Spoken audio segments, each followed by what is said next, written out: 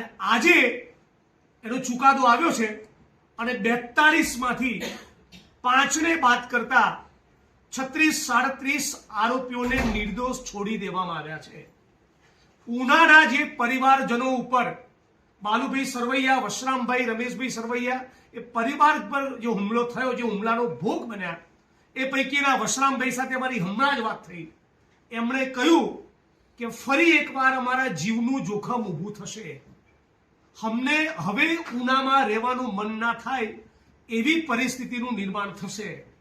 Already ગઈકાલે કેટલાક લોકોએ વિડીયો અને રીલ બનાવી જોયું, અમારું શું ખાડી લીધું એ પ્રમાણેની આડકતરી ચેલેન્જ અમને ઓલરેડી આપી દીધી.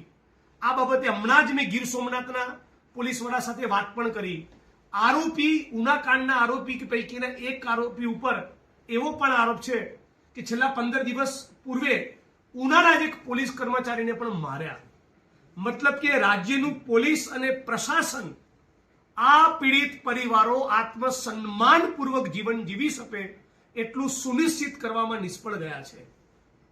લગભગ પ્રત્યેક આરોપીને વશરામભાઈ સરવૈયા, બાલુભાઈ સરવૈયા, ભોગ બનનારા પરિવારોએ તમામ આરોપીને બરાબર ઓળખી પાડ્યા હતા અને જડબે સલાખ જુબાની આપી હતી.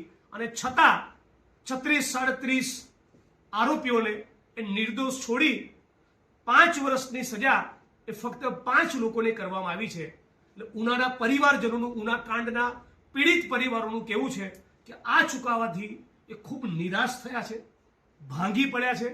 હું પણ આ આંદોલનનો એક હિસ્સો હોવાના નાતે સમગ્ર ગુજરાતની દલિત ચળવળ, આંબેડકરાઇટ ચળવળ વતી કહું છું કે અમને પણ આ ચુકાદાના પગલે ખૂબ નિરાશા સાંપડી છે, બહુ જ દુઃખ થયું છે.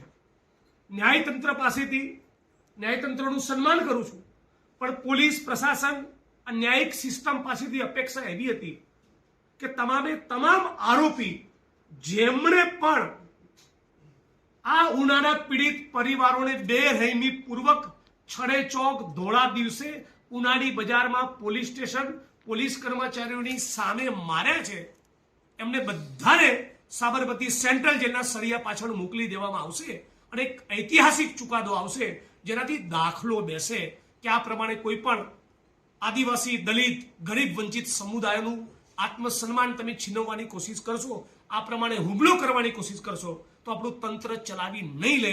પણ એવો ચુકાદો કોઈ જોવા મળતો નથી.